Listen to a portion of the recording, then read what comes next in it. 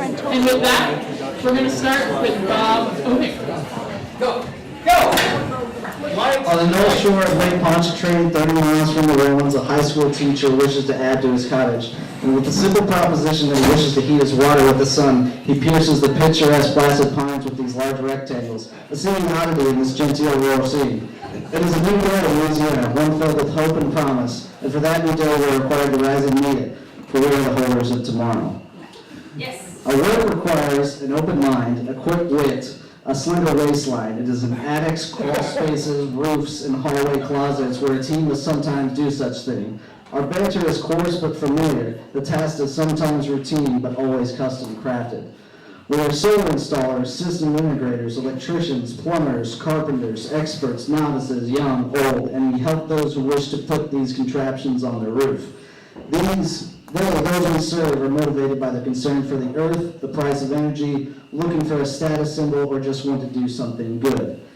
Especially for where we are in New Orleans, the old stalwart of architecture and building, our work sometimes clashes with the traditions and designs of the past. This house was built without the contemplation of such devices would exist, and so, like the air conditioning and mechanical system enthusiasts of the recent past, we must justify the appropriateness and utility of what we do in accordance with the beauty in which a previous craftsman has labored.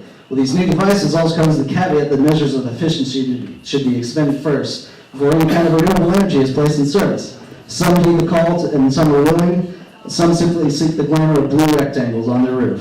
What to say to them when they have their mind made up? Sometimes the exercise is fulfilling, sometimes no one can be convinced. I just simply refer to them as cough blockers.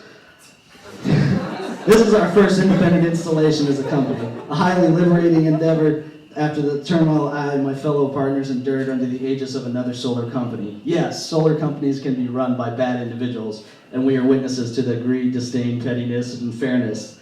So I'll continue. Yet the pitfalls and potholes are ever in the road. The tanks still need to be lofted into attics, as evidenced here, and a peculiar characteristic of many Louisiana houses. And panels must still be carried to the roof as the owners and overseers. We're also still the workers. We're self-governed, employee-owned, and work a long, hot day. But such labors also require one to take stock in the accomplishments of the day, putting not only the work, but the person in perspective.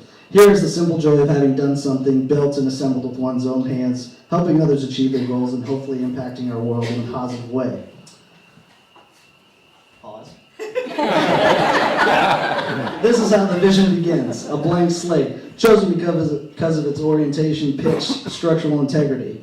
It's selected, studied, measured, and judged. To think all this space that was only used to cover a structure and divert water in the past, is now capable of being utilized in another way, to provide a home with its energy. And ta-da, the magic of solar power appears.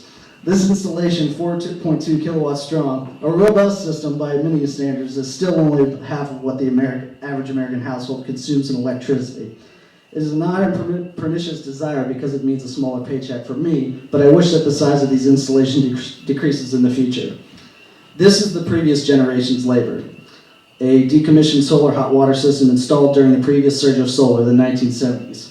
These panels, although weathered by age, were still performing beautifully in heating this home's water, and were a testament to the workmanship and manufacture of the installer. We only wish that decommissioning the system and installing a brand new one our work can live on as this one has.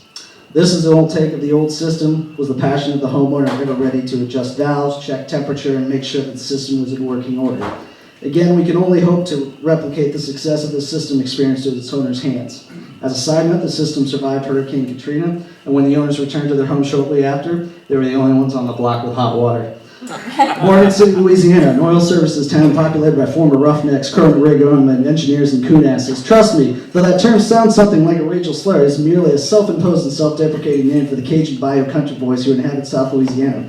They are the salt of the earth, Americans who cherish family, security, courage, and liberty. This is the house of a young firefighter.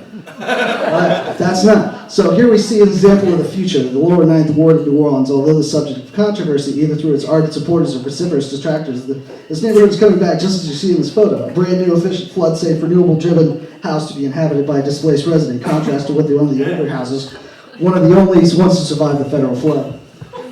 As we assemble this future, we must remember that this came before. We must look to the ingenuity that has guided us in bleaker times, and which gave us the promise of a better tomorrow.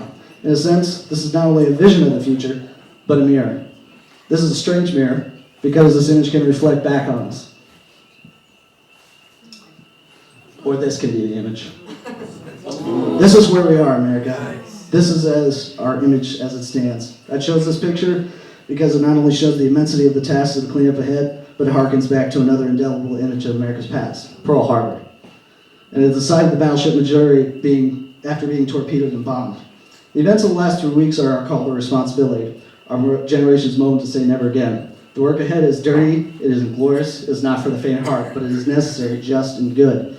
I was called to action after the flooding in New Orleans and the Gulf Coast. I picked up tools and began building with no experience, never having touched the sweat of a truly hard day's work. I do not wish to glorify or aggrandize my experience, but only to inspire those who think that can't do such a thing. We will clean up, we will rebuild, we will make anew. We will swim in the waters where the black sludge spewed. We will only hold down the fort, we will toe the line, we will walk in the marsh grasses again, a sight so divine. Can we do such a thing? Is this endeavor all for naught? No, I dare say. It's the only thing we've got. For if we falter, tire, or cried out in pain, our grief will only be matched by the black of the rain. To life and to live, we must pledge ourselves today, for there are those forces who want their own way. There's those who show no care, pointing fingers to one another, when all they accomplish is destroying this blue world, their mother. It's drill let me drill, their only expression of will, their cry for battle, and only us and themselves whom they kill. To those who say that the sun and wind will never amount to nil, I have but one reply. How do the sun and wind spill?